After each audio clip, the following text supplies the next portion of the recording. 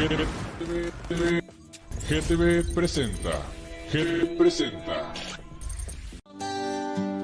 Caminando por los rumbos prohibidos, explorando el alma y sus sentidos. El psicólogo y sexólogo Jesús Cabrales te guía firmemente de los misterios de amor y la mente. Abre tu mente y déjate llevar. El programa Tabú te lleva a otra realidad. Descubrirás secretos sin igual. Son expertos invitados en los rumbos.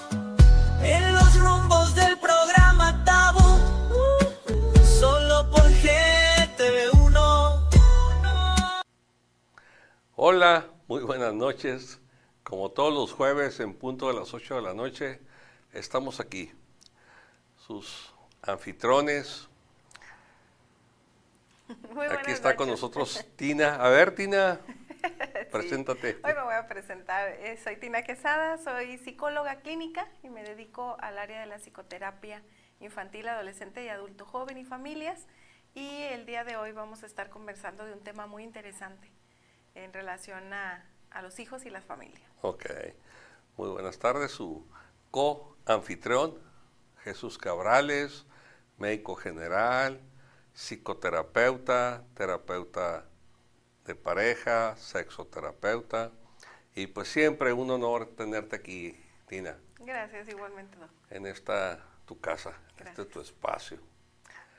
Fuera del aire me comentabas que tú tienes la experiencia de trabajar con personas con ciertas condiciones. ¿Podrías decirnos qué condiciones? Sí, claro, estábamos platicando respecto a un término que ha surgido a lo largo de estos últimos años y que posiblemente muchos de nosotros no lo tengamos tan presente o no lo conozcamos, que es la disforia de género. Disforia de género. Fíjense que yo espero que no nos tomen a mal lo que vamos a compartir con ustedes. Yo soy enemigo de tener la idea, no sé tú, Tina, de que la homosexualidad, la transexualidad, el transgenerismo son una moda. Son condiciones que han existido desde el origen mismo del ser humano, ¿no? Los griegos lo vivieron y tenían una visión muy interesante acerca, por ejemplo, de la homosexualidad. Es importante tener claro que el ser una persona homosexual, el ser una persona transexual, el ser una persona transgénero. De hecho, tuve aquí alguna vez una invitada que ella nos compartía cómo sufrió y cómo ha sufrido por ser una persona trans, ¿no? Entonces, estas personas no eligen tener esta condición. Sin embargo, también he visto que este mismo canal tiene un programa que habla de estas familias, de estos seres diferentes. Pero hoy quisiéramos, Tina, enfocarnos en qué pasa con el papá, qué pasa con la mamá cuando descubre que su hijo, y lo voy a poner así, entre comillas, no es normal. Porque fíjense, es importante tener claro que lo normal es un dato estadístico. Desafortunadamente, como somos una cultura con mucha influencia judeocristiana, todo lo vemos en lo bueno y lo malo. Sin embargo, tú recordarás hace muchos años que Dios hablaba cuando les di sexualidad, que les decía, no existe lo bueno o lo malo, existen las personas. Y nadie, por ejemplo, alguien puede decir, el doctor Cabrales es muy enojón, pero yo no quiero ser enojón. Fulano es muy alegre, pero no quiere ser alegre, solo es alegre. Fulano es muy serio, no quiere ser serio, solo es serio.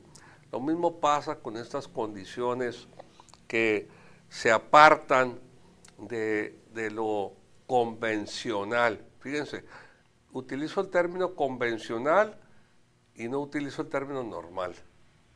¿Qué te parece esa idea, Tina? Sí, claro. De hecho, nosotros en esta área de la atención con personas, con seres humanos, siempre lo he dicho, todos somos seres humanos, ¿no? Somos personas diferentes, porque esa también es una parte en donde hablamos de diferencias, pues todos somos diferentes, pero trabajamos en cuanto hablamos de normalidad, es una normalidad estadística como tal, ¿no? Esa curva normal que a lo mejor lo conocimos cuando hablamos de estadística en la escuela, pero solamente hablamos de la campana de Gauss, ajá, que es esa curvita y la parte de la normalidad entra en la gran mayoría de las personas. Y sobre este tema específicamente se habla de una normalidad social.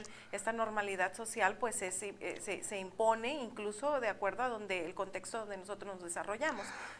Que fíjate, no recuerdo ahorita el nombre de él era un botánico que estudió las conductas sexuales. ¿Recuerdas su nombre? ¿No lo recuerdas? Que él decía que hizo una investigación sobre las conductas sexuales. Desafortunadamente no recuerdo de momento el nombre. Mi justificación es que me dio COVID y el COVID afectó mi memoria. Pero seguramente durante el programa me voy a acordar del nombre. Este personaje hizo una investigación sobre conductas sexuales. Antes de él se tenía la idea de que solo los hombres se masturbaban. Pero cuando él hace esta investigación, descubre que también las mujeres lo hacían. Este hombre encontró que muchas mujeres habían tenido experiencias homosexuales y que muchos hombres habían tenido experiencias homosexuales.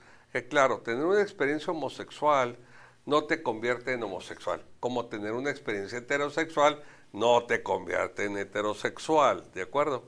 Entonces, empezó a romper este paradigma de que los hombres se masturban, las mujeres no. Y él dijo, no. Bueno, él no lo dijo, él encontró a través de una entrevista con una población determinada, encontró que el porcentaje de mujeres que se masturbaban era muy parecido al porcentaje de los hombres que se masturbaban, ¿no? En este sentido, pues empezó a romper estos arquetipos de que los hombres son de una manera y las mujeres son de otra manera, ¿no? Entonces, algo que creo que nos afecta mucho es en este constructo que tenemos de que tenemos que ser o debemos de ser de alguna manera. Ahorita decías, trabajamos con personas. Yo me declaro abiertamente fan, admirador, ¿sí? Groupie, dirían los que siguen a los grupos de música, del Papa Francisco. Porque el Papa Francisco es el primer papa que se atreve a decir, los homosexuales también son hijos de Dios. Las personas diferentes también son hijos de Dios. Fíjense, no sé tú qué creas, Tina, pero yo creo que lamentablemente lo diferente siempre nos asusta. Y como nos asusta, lo rechazamos. Claro, pero lo diferente que nos asusta es con base al desconocimiento. Y al momento de rechazarlo no me permito tener esta apertura para conocer. Y cuando hablamos de los hijos, por ejemplo, de decir, la gran mayoría de las familias que recibo con una inquietud, preocupación y miedo del qué voy a hacer ahora que sé que mi hijo no es normal, y lo entrecomillamos. Entrecomillado. Ajá, parte de ahí, ¿no? Parte de este desconocimiento. Les preocupa más la respuesta social, les preocupa más a qué se va a enfrentar el hijo allá afuera, justamente por estos prejuicios que existen. ¿Les preocupa más que qué? Que vaya a ser su hijo rechazado. ¿Les preocupa más que qué? Más que el bienestar de su hijo. Fíjate, qué interesante, porque yo creo que cualquier padre que veamos, a cualquier madre que entrevistemos y le preguntamos, ¿qué estás dispuesto a hacer por tu hijo? ¿Qué estás dispuesto a hacer por tu hija? Con frecuencia, ¿qué responden? Todo. Lo que sea. Pero resulta que no es cierto. Incluso esta expresión de yo amo a mis hijos, ¿no? Los amo incondicionalmente. Y cuando ocurre este tipo de anuncios, porque vamos a hablar de esta parte, cuando llega el anuncio, cuando el hijo se atreve a decir, porque todo un camino para llegar a esta decisión de anunciarle a los padres, Okay. padre o madre, en este sentido es la cuestión de los papás ven a su hijo como un ser social fuera de la familia y les es difícil verlo como parte de los miembros de la familia. Y cuando dice yo amo a mi hijo, aún siendo, entonces eso es como un pero, ¿no? Yo te quiero aunque seas. Okay. Que quiero hacer este acotamiento, es decir, esta como aclaración, que normal puede ser, por ejemplo, que mi hijo nació con síndrome de Down, que mi hijo nació que tiene está dentro del espectro autista, que tiene TDA, que tiene una malformación congénita, que tiene retraso mental. Eso es una parte de no ser normal. Sin embargo, hoy nos vamos a enfocar en esta normalidad de la orientación sexual. ¿De acuerdo?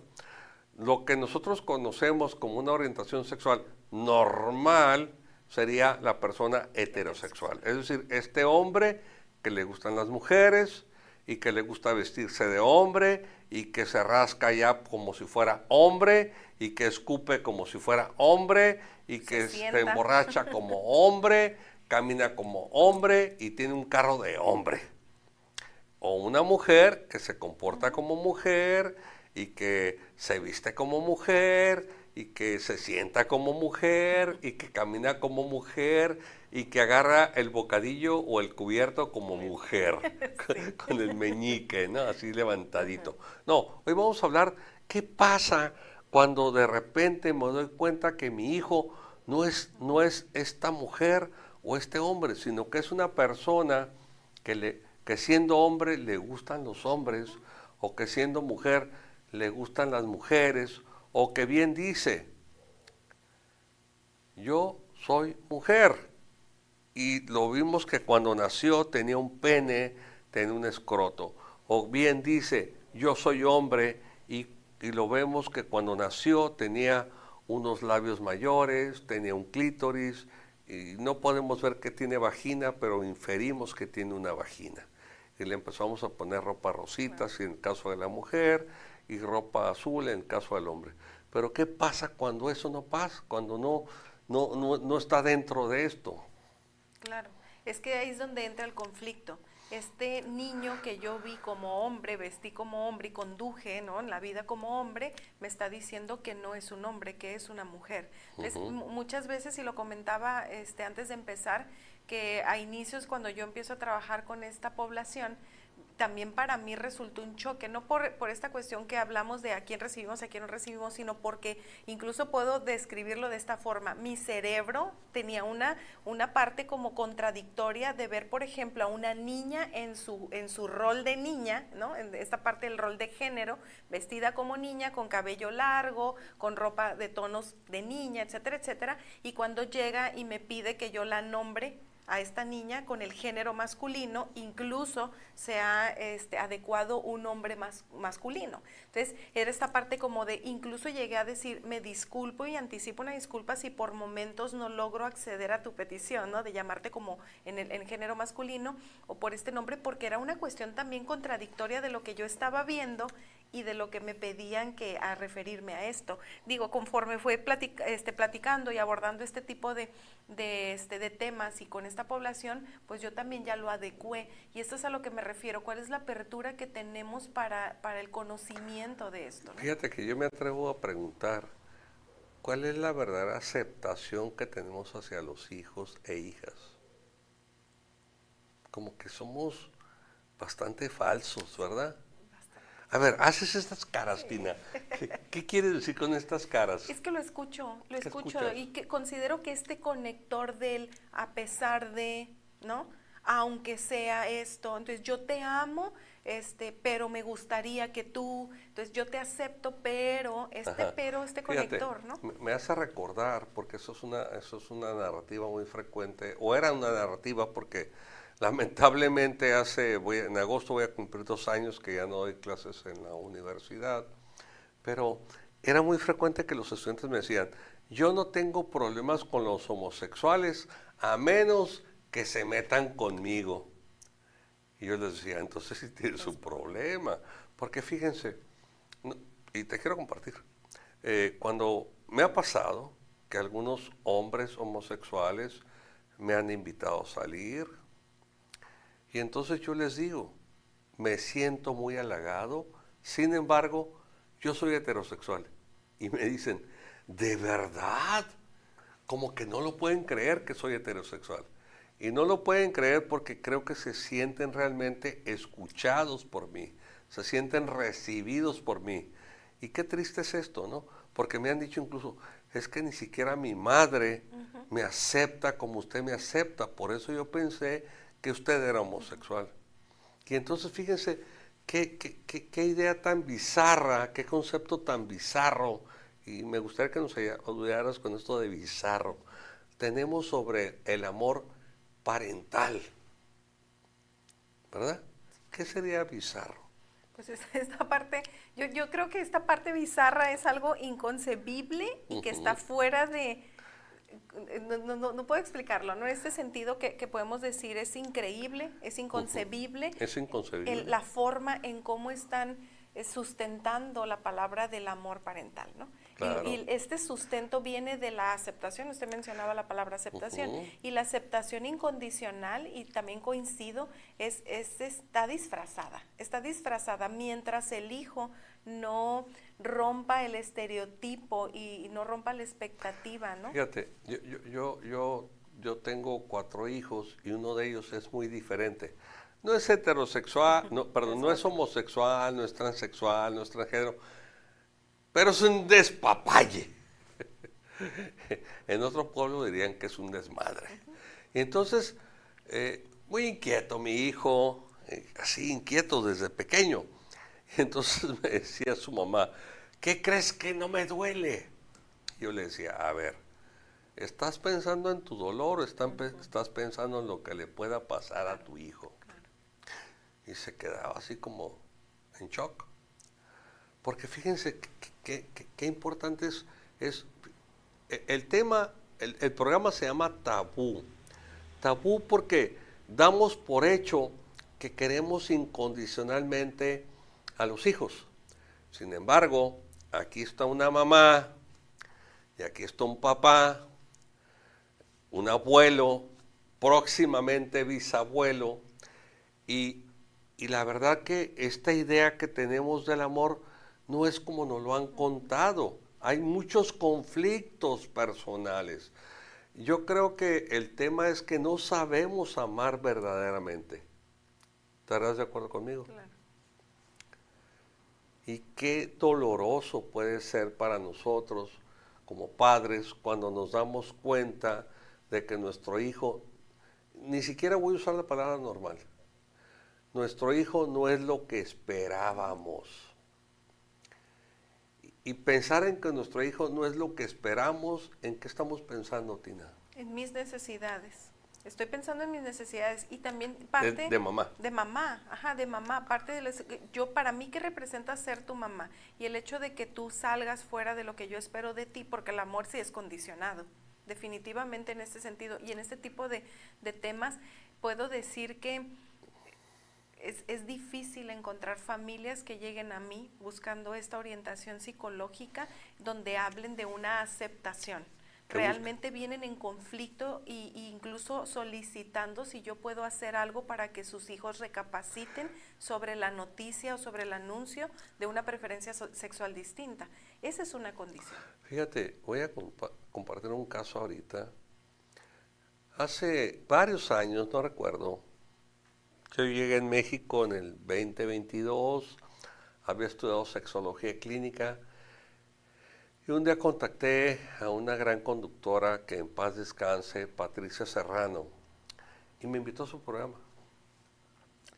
Y ahí en su programa un día hablé yo sobre las personas homosexuales.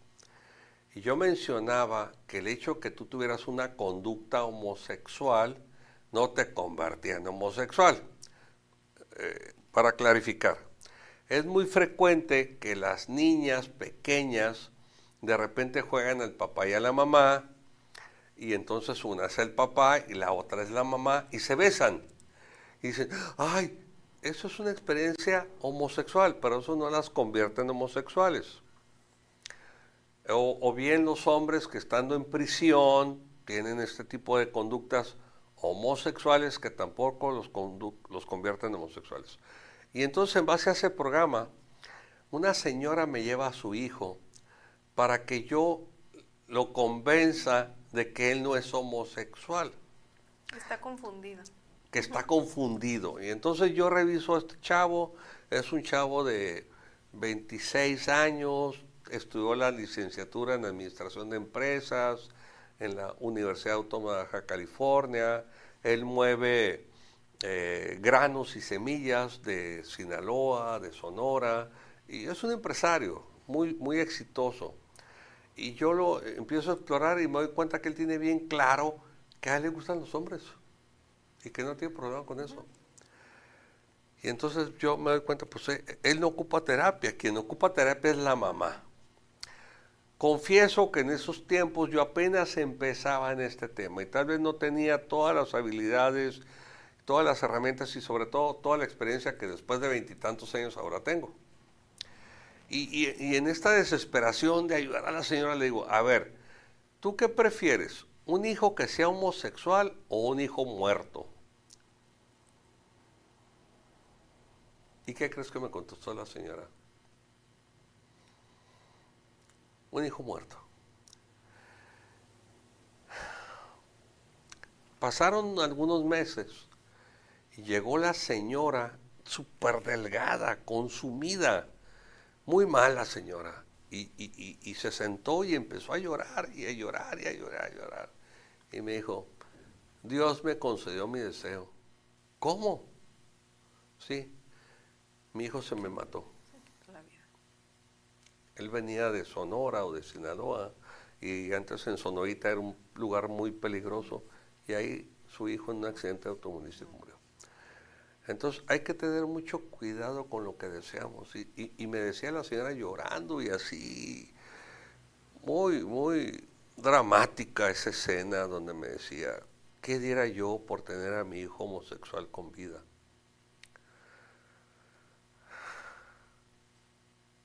Y este tipo de mensajes también es importante. Nuestros hijos van observando los mensajes de cómo nosotros nos expresamos de las personas que tienen una preferencia sexual distinta. Si mi hijo y mi hija escuchan que yo tengo un rechazo, que yo tengo la homofobia, ¿no? Si ellos escuchan que yo me expreso constantemente de manera despectiva, faltando el respeto a las personas, es difícil. ¿Cómo me voy a acercar contigo a expresarte que a mí me gustan las mujeres, que a mí me gustan los hombres? ¿Por qué? Porque te escucho constantemente que es un rechazo social a aquello que es ajeno a nuestro hogar. No quiero imaginarme, que es lo que me refieren los pacientes adolescentes, no quiero pensar cómo va a responder mi madre o mi padre cuando yo anuncie esto, ¿no? Fíjate, acabo de recibir un caso de una señora que su hijo de 30 años se mató y dejó una carta póstuma en la cual decía, madre, perdóname porque jamás te podré dar nietos, jamás podré darte la boda que siempre soñaste. Y se colgó.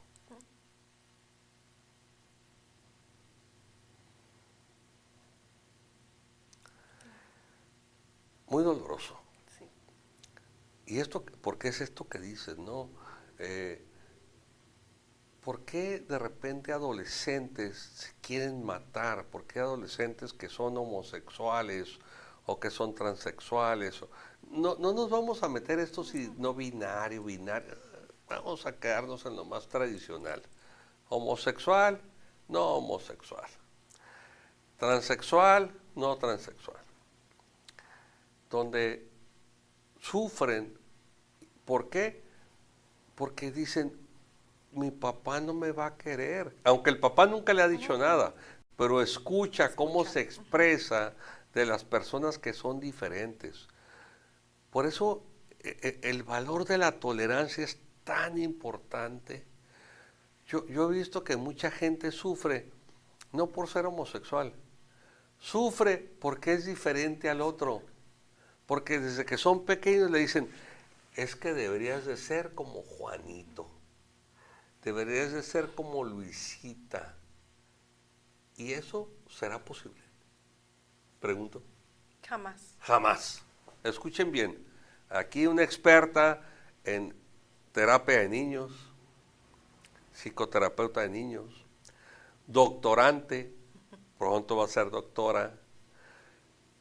Nunca podremos ser igual a nadie. Somos diferentes. Ser diferente es la esencia del hombre. ¿Por qué crees tú que mataron a Jesucristo? ¿Sí sabes? Por ser diferente.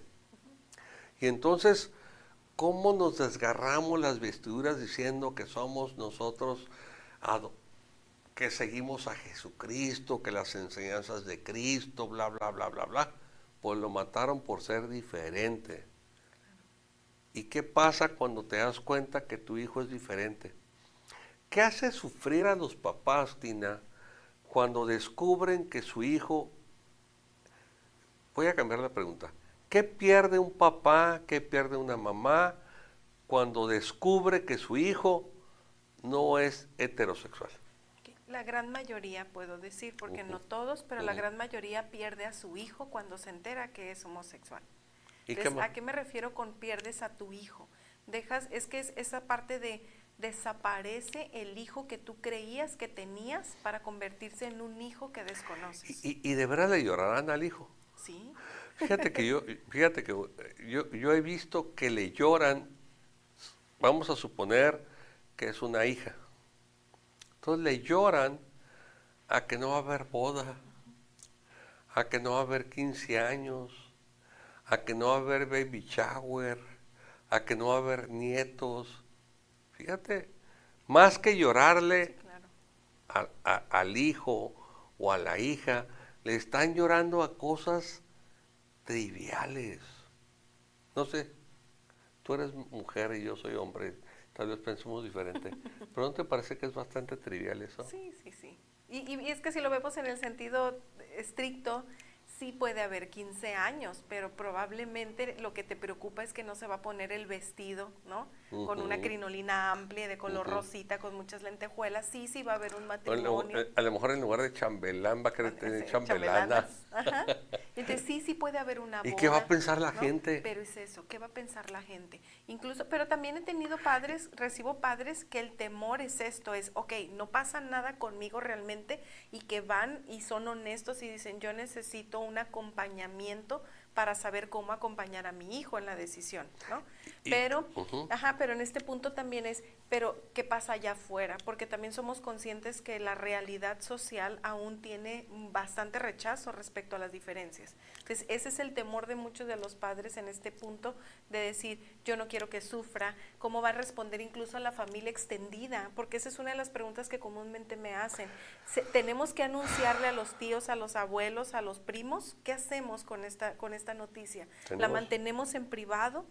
¿La anunciamos? ¿Se lo tenemos que decir? ¿Cómo lo manejamos, no? Ok, muy interesante.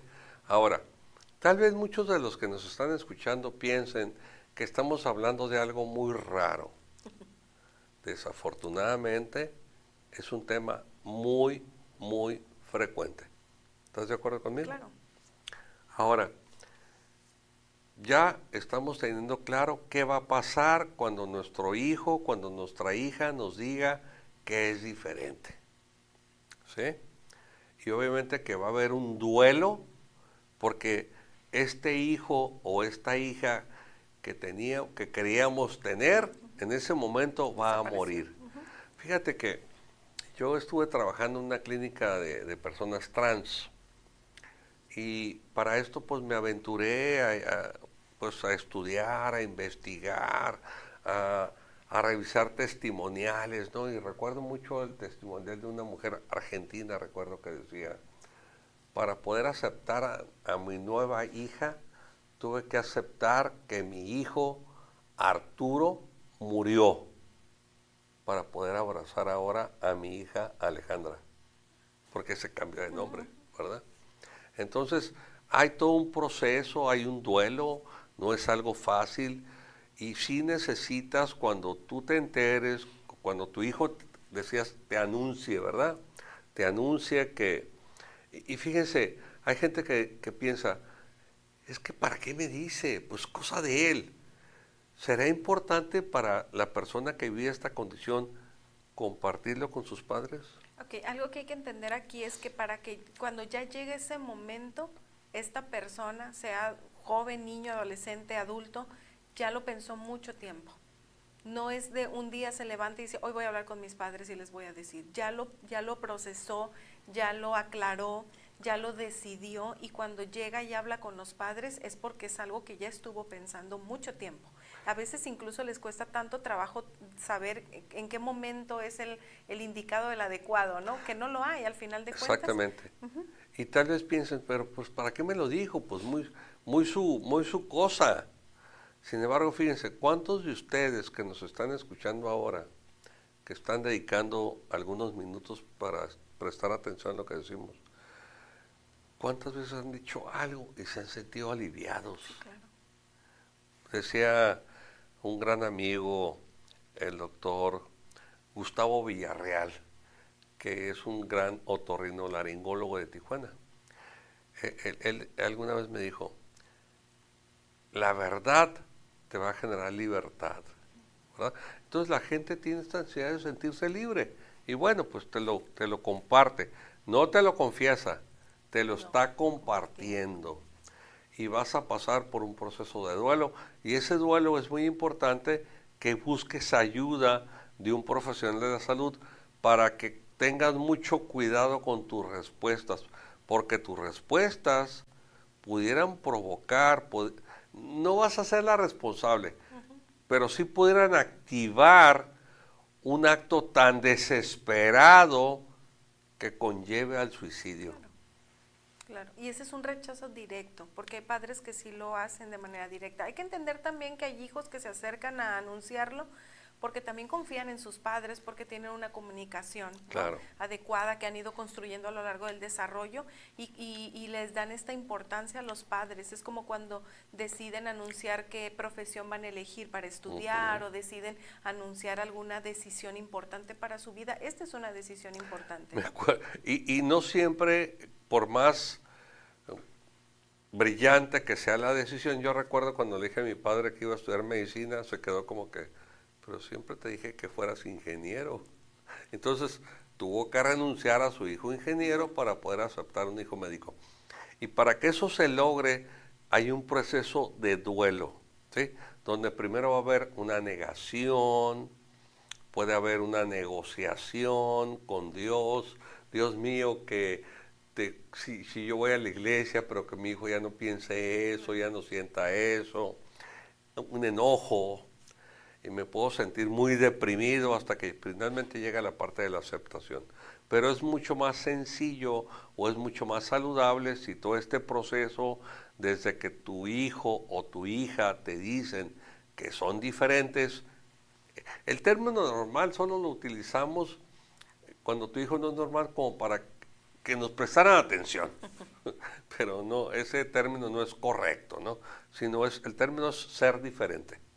Entonces va a haber un duelo, y si este duelo lo vives acompañado de una persona experta en salud mental, puede ser mucho, y fíjense la palabra la expresión que voy a utilizar, mucho menos difícil, porque es algo muy difícil, no es sencillo. No, claro. ¿De acuerdo? Sí. O sea, que acaba de morir ayer una señora, la señora Cárdenas, mamá matriarca de una gran familia que he atendido yo por 30 años, 40 años, no recuerdo. Y yo le decía a su hija, pues solo queda la resignación, ¿verdad? Pero aquí tenemos que buscar la aceptación del tema. Entonces es algo difícil. Ahora, espero que con esto quede claro qué nos va a pasar y que no nos asustemos de lo que nos va a pasar cuando nuestro hijo, cuando nuestra hija nos diga que es diferente.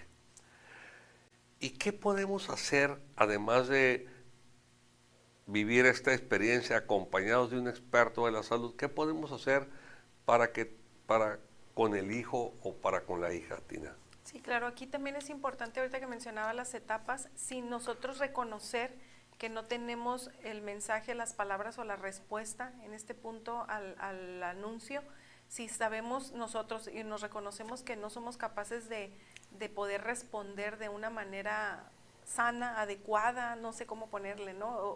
Funcional, podemos incluso anunciarle, decirle al hijo, dame oportunidad de procesar esto, no esperaba esto. La negación, que esa es la parte bien importante, hay una diferencia muy significativa en decir, yo no esperaba que me anunciaras esto, dame oportunidad de procesarlo, pero la negación también por el lado negativo es esta cuestión del rechazo claro y decir, a ver, generalmente escuchamos como de, quítate esas ideas de la cabeza, estás confundido, todavía estás muy joven para decidir eso, esto es una moda, es algo, ¿con quién te estás juntando para que tú estés pensando de esa manera? Oye, ¿tú crees realmente, Tina, que el ser diferente es una moda?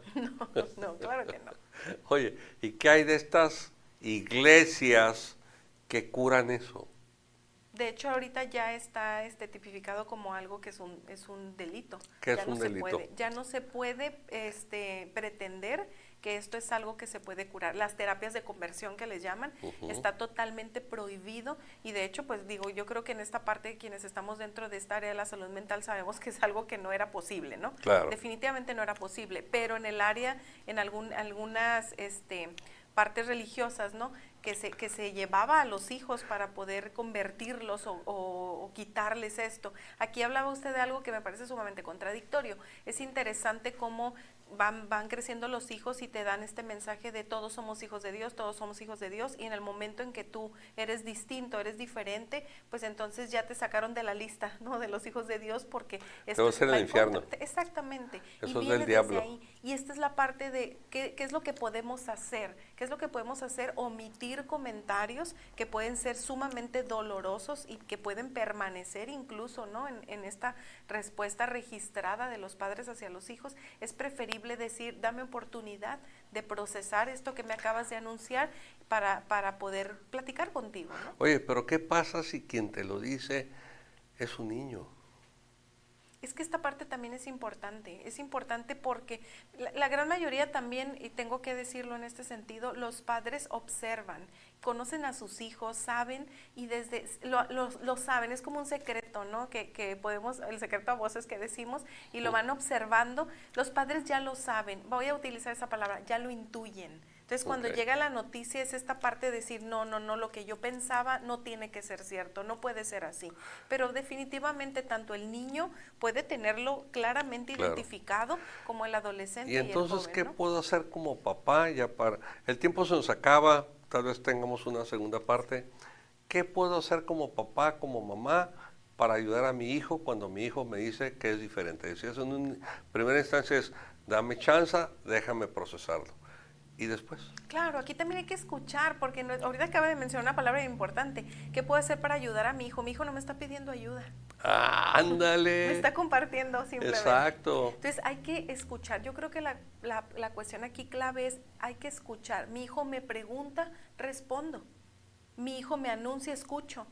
Mi hijo me pide ayuda y no tengo las herramientas para poder ayudarlo en aquello que me está solicitando ayuda, le digo, vamos a buscarla juntos, vamos a buscar las herramientas. Y esto es súper importante. La persona que es diferente y lo comparte con sus padres, no les está pidiendo ayuda, solo lo quiere compartir con ustedes. Entonces, ahora, si yo no sé qué hacer con eso, mínimo le voy a decir, por favor, dame un tiempo, voy a buscar ayuda, no sé cómo responder, no sé cómo reaccionar, no pasa nada. El que seas papá, el que seas mamá, no te convierte en la persona más sabia del universo. Y no tienes todas las respuestas para ti. Porque como bien muy atinadamente lo dices, Tina, esta persona no está haciendo preguntas, me está diciendo, quiero compartir con ustedes que a mí me pasa esto. Y entonces necesitas buscar ayuda para que proceses este duelo, porque si hay un duelo, Sí, perdiste este hijo que creías tener cuando tienes esto. Fíjate, a mí cuando me llegan este tipo de papás, yo les pregunto, a ver, si tú supieras que tu hijo mató a 3 personas, ¿dejarías de amarlo? No. ¿Y por qué quieres dejar de amarlo solo porque es diferente? Claro. Qué lamentable, Sí, ¿no? claro. Incluso esta parte adjuntaría una pequeña aportación. Agradecer la confianza de comunicarse. Te agradezco que me hayas compartido esto, ¿no? Muy bien, Entonces esto es sumamente importante. Creo que desde ahí parte este camino a la aceptación. muy bien. Tina, cuéntanos, ¿dónde te pueden encontrar? Okay. A mí me encuentran en Recrea Psicoterapia en el número 664-124-4263. Muchísimas gracias. Igualmente, ¿Atiendes principalmente? Niños, adolescentes y adultos jóvenes. Muy bien. Yo soy el doctor J. Jesús Cabrales. A mí me pueden encontrar en el 664-685-1395. Psicoterapia, terapia de pareja, sexoterapia. Y pueden encontrarme en las redes sociales como J. Jesús Cabrales en Facebook o bien como doctor J. Jesús Cabrales, manejo integral del ser. Como todos los jueves, les agradecemos infinitamente la atención que nos han brindado y la recomendación que quiero aclarar muy bien. Es una frase de un personaje que yo admiré muchísimo tiempo en Tijuana. Hay que recordar esas raíces de Tijuana. Él se llamaba Juan Luis Curiel y él decía al finalizar su programa, si les gustó el programa, compártanlo con sus amistades. Si no les gustó, por favor, no lo compartan con nadie. Muchísimas gracias, espero que tengan unos dulces sueños y aquí nos vemos el próximo jueves. Hablaremos de la psicología del mexicano. ¿Por qué los mexicanos nos comportamos como nos comportamos? ¿Por qué pensamos como pensamos? ¿Y por qué actuamos como actuamos? Excelente. Muchísimas gracias y hasta la próxima. Caminando por los rumbos prohibidos, explorando el alma y sus sentidos. El psicólogo y sexólogo Jesús Cabrales te guía firmemente de los misterios de amor y la mente.